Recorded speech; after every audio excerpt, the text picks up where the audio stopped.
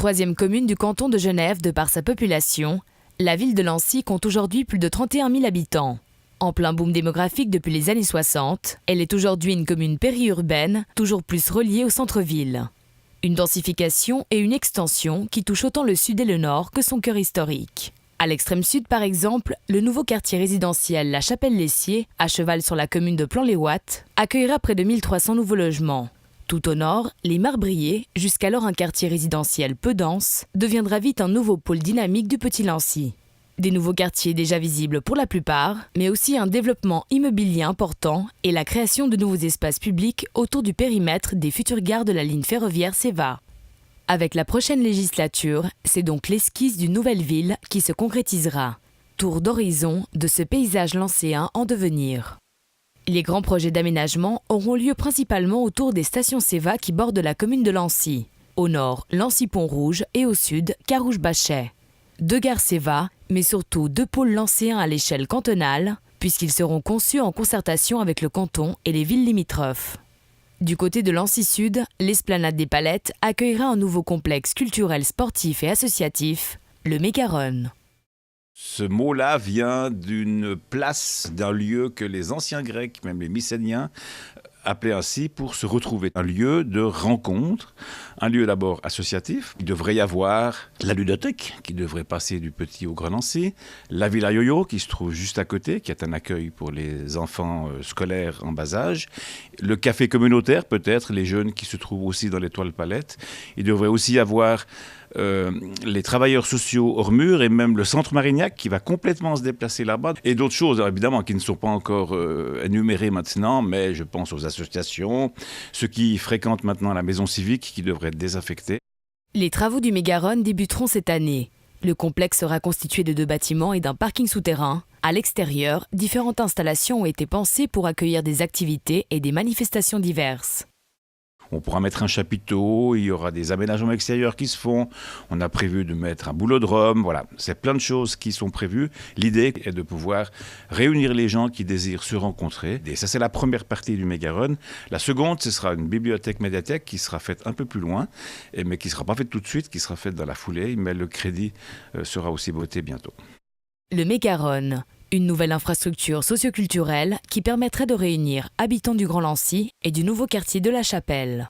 Situé à 2 pas du Bachet, ce nouveau lotissement intercommunal, appelé La Chapelle-Lessier, comprendra bientôt une école primaire et une salle de sport, en plus de 1300 logements. Commerces, jardins familiaux et espaces de détente parachèveront ce nouveau pôle urbain situé à l'extrémité sud de la commune. Un nouveau complexe d'habitation qui représentera un défi non négligeable pour les autorités lancéennes. On est vraiment en périphérie de la commune, on est assez décentré par rapport, je dirais, au centre de gravité communal. Donc c'est vrai qu'il faut que les gens prennent conscience qu'ils sont à Lancy, de pouvoir aussi permettre des accès, notamment en mobilité douce, en chemin piétonnier, cycliste ou autre, pour justement que les habitants de ce quartier puissent rejoindre le centre névralgique, si j'ose dire, de la commune. Le dernier grand projet en cours d'étude dans le secteur Carouge-Bachet est celui d'une patinoire sur le site du Trèfle Blanc. Présenté par le Genève Servette Hockey Club et ses partenaires en printemps 2014, il a aujourd'hui été repris par un comité de pilotage composé d'une délégation du Conseil d'État, des conseils administratifs de la ville de Genève et de la ville de Lancy, de l'Association des communes genevoises et de la direction du Genève Servette Hockey Club. La suite qui sera donnée à ce dossier dépendra beaucoup de la nouvelle mairie. Le secteur de Lancy-Pont-Rouge est quant à lui au centre de 3 projets clés. La future halte du Seva, le projet du PAV pour Praille-Acacia-Vernay et la revalorisation de la zone ferroviaire le long du coteau lancéen. Au cœur de ce réaménagement, la future promenade des Crêtes qui relie quartiers, parcs et pôles de transport public actuels et à venir dans un tracé dédié à la mobilité douce. C'est le premier projet du périmètre PAV à avoir été mis au concours. C'est un projet qui à la fois a une très belle fluidité, mais il a aussi et surtout une qualité rare, il a une très belle simplicité qui nous démontre qu'on peut faire des choses qui sont belles sans être des choses compliquées, qui sont des choses donc réalistes et réalisables. En partant du parc de Surville jusqu'à la future halte Seva-Carouge-Bachet, la promenade des Crêtes desservira dans l'ordre le parc Chuite, la gare Seva Lancy-Pont-Rouge, la mairie, la piscine de Lancy et l'esplanade des Palettes. C'est également sur le coteau Lancéen, à la hauteur de Lancy-Pont-Rouge, que le nouveau quartier intergénérationnel de l'Adret sera créé. Il comprendra près de 600 logements intégrant des habitations pour personnes âgées et pour étudiants, ainsi que des logements d'utilité publique pour la ville de Lancy. La Fondation espère ici faire un immeuble un peu original, si on veut dire, mais qui est tout à fait dans l'air du temps, où on se rend compte aujourd'hui que les personnes âgées, il faut éviter le plus possible qu'elles puissent être mises dans un EMS, pas qu'un EMS ne soit pas bien, mais elles perdent beaucoup d'autonomie souvent dans un EMS, et le but est qu'elles puissent rester dans leurs appartements, mais qu'il y ait autour toute une infrastructure qui leur permette de ne pas devoir déménager. Donc l'idée est de faire un concept, comme on dit, intergénérationnel, avec des jeunes et des moins jeunes, et ceci dans un cadre tout proche de la future gare du Céva et dans un cadre aussi qui sera assez agréable. Le projet Praille-Acacia-Vernet est délimité à l'ouest par le coteau Lancéen, ce qui explique la participation de la ville de Lancy à la mutation urbanistique de cette zone industrielle et artisanale d'environ 230 hectares. Le secteur de l'Étoile, retenu comme l'un des futurs lieux emblématiques du PAV, gagnera donc peu à peu en centralité. En effet, des bâtiments de très grande hauteur, jusqu'à 175 mètres, ont été prévus pour ce site par le projet lauréat. En décembre 2014, le canton de Genève et les villes de Genève, Carouge et Lancy ont signé une convention cadre de collaboration fixant les modalités pour élaborer, réaliser, financer et entretenir les espaces publics et les infrastructures du périmètre du PAV. À l'échelle strictement communale, ce seront surtout les problématiques liées au nouveau quartier qui retiendront l'attention des futurs conseillers municipaux. On a les choses très prosaïques, c'est simplement l'arrivée des flux, donc eau, électricité, eau usée, gaz, etc. dans les nouveaux quartiers. C'est de réussir aussi à implanter dans ces nouveaux quartiers une vraie vie de quartier, c'est-à-dire de pouvoir avoir des infrastructures qui correspondent, qu'elles soient culturelles, sportives, associatives. Et pour ça, la difficulté, c'est évidemment, comme toujours, le nerf de la guerre, c'est l'argent. C'est d'ailleurs de pouvoir avoir des ressources qui restent suffisantes pour justement réussir ce développement. Des défis qui attendent le futur quartier de l'Adret, celui de Surville ou encore des Semailles. Mais cela concerne déjà les quartiers de La Chapelle-Lessier et de celui des Marbriers au Petit Lancy. Une nouvelle maison de quartier est d'ailleurs en train d'être construite le long de la route de Saint-Georges, à la hauteur du cimetière du même nom. Il y aura une grande salle polyvalente, très tournée donc sur l'extérieur, qui permettra toutes sortes d'activités. Puis ensuite, différents ateliers qui sont soit au rez-de-chaussée, soit à l'étage, soit même au sous-sol.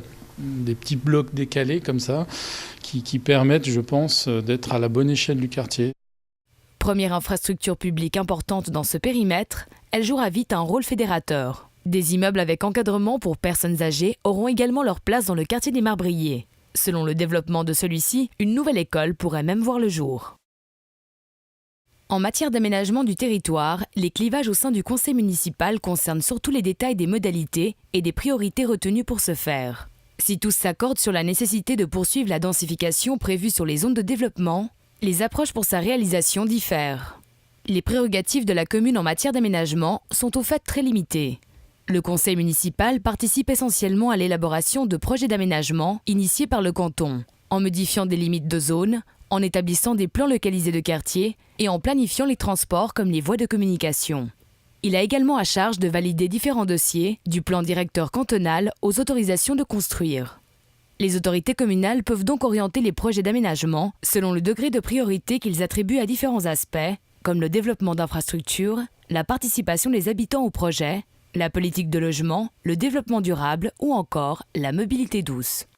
Lancy va rester une commune dont l'aménagement va se poursuivre et je dirais il n'y aura plus beaucoup d'espace, je veux dire, pour nos successeurs d'inventer plein de choses parce que tout est déjà un petit peu fait sur la quantité. En revanche, c'est sur la qualité qu'il faudra que le travail continue. Comment densifier ? Différentes politiques d'aménagement se confrontent pour y répondre. Politique de déclassement par petites touches versus déclassement plus radical, favorisation des places de parkage versus priorisation de la mobilité douce, politique d'acquisition de terrain par la commune versus encouragement à l'accession à la propriété.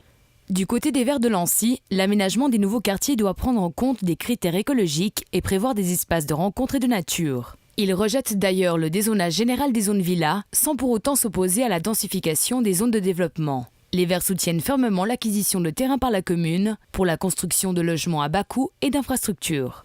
À l'instar des Verts, le Parti socialiste de Lancy veut que la commune construise elle-même des logements sociaux pour assurer la mixité sociale. Il souligne aussi l'importance de la création de lieux de convivialité dans les nouveaux quartiers pour favoriser le lien social. Du côté du Parti libéral radical, on s'oppose clairement à l'étatisation des sols. Les candidats évoquent les réformes fiscales à venir, où les contribuables ne seront plus que taxés sur les lieux de domicile. Ils soutiennent ainsi la construction de PPE, propriété par étage, et de locatifs en prix et loyer libre afin de générer des rentrées fiscales. Autre priorité du PLR, développer les zones industrielles et artisanales du Petit Lancy à l'exemple du quartier des Morgines. Le Parti démocrate chrétien partage avec Verts et socialistes la nécessité d'un développement rapide de la commune et rappelle l'importance de la création de zones de rencontres conviviales autour des zones densifiées.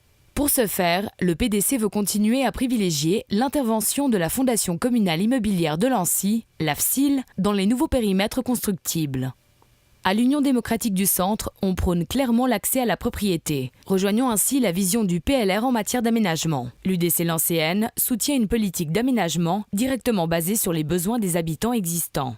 L'UDC souligne d'emblée dans son programme cantonal vouloir plus de pouvoir de décision au niveau local. Il s'oppose ainsi fermement à une planification directrice venant du canton. Le mouvement citoyen genevois, parti qui compte la plus grande députation au CM, veut freiner la densification de la commune hors des projets déjà validés. Tout comme le PLR et l'UDC, il soutient l'opposition d'habitants et de propriétaires de zones villas menacées de déclassement. Enfin, le parti Ensemble à gauche veut repenser le quota de logements en faveur de ceux à prix accessibles pour assurer la mixité sociale des nouveaux quartiers. En matière de logement, Ensemble à gauche soutient notamment le modèle des coopératives d'habitation, à l'instar de la Lancéenne ou encore le Clos des Semailles. Deux grands fronts s'opposeront donc lors des prochaines élections municipales à Lancy. D'un côté, l'alternative formée par les Verts et les socialistes augmentés du PDC, de l'autre une entente version lancéenne regroupant PLR, UDC et MCG.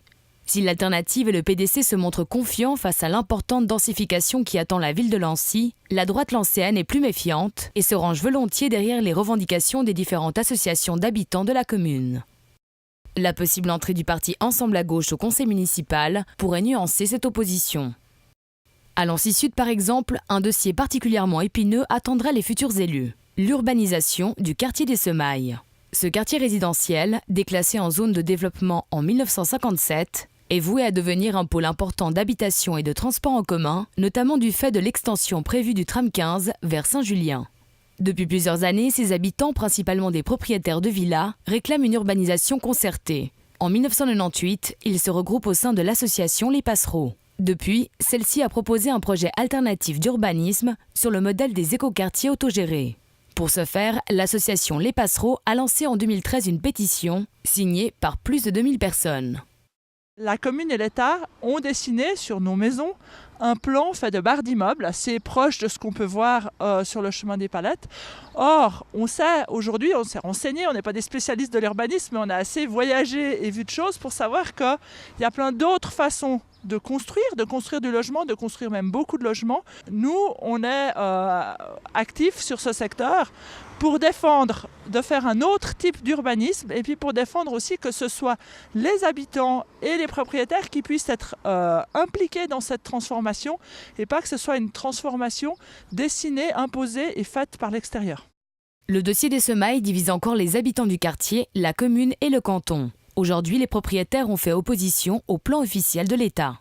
Aujourd'hui, tout le secteur est bloqué par de l'opposition, ce qui est dommageable pour tout le monde y perd, nous, les promoteurs, les gens qui aimeraient venir habiter là, mais c'est le résultat de politiques malmenées il y a quelques années. Il y a 4 plans localisés de quartier qui sont prêts à être construits, mais des recours sont là et là aussi la justice prend son temps. Ça fait plus d'une année que ces recours ont été interjetés et il n'y a toujours pas de réponse. L'urbanisation du quartier des Semailles, un dossier délicat à l'image de la difficile équation qui confronte nécessité d'une réalisation rapide de logements et maintien de la qualité de vie des résidents existants. Et même si le conseil municipal a peu de prérogatives en matière d'aménagement, la personnalité et la conviction du nouveau magistrat pourra déterminer le futur de dossiers encore en cours ou en suspens. Pour contrer la crise du logement, le canton a fixé un but, créer 50 000 nouveaux logements d'ici 2030. Si la ville de Lancy est l'une des communes à avoir le plus construit durant la dernière décennie, de grands chantiers sont encore en cours ou déjà prévus. Parmi les enjeux qui l'attendent, édifiée de façon homogène et en concertation avec la population, mais aussi répondre aux impératifs cantonaux en matière de mobilité et de logement, et ce, à l'échelle du Grand Genève. L'un des défis de cette commune périurbaine vouée à muter en une réelle ville dans la ville sera donc de réussir un aménagement concerté et durable. Dans les années à venir, la commune de Lancy s'attend à accueillir près de 10 000 nouveaux habitants. Avec cet agrandissement, elle ne manquera pas de créer de nouvelles synergies avec les villes limitrophes, le canton et le Grand Genève.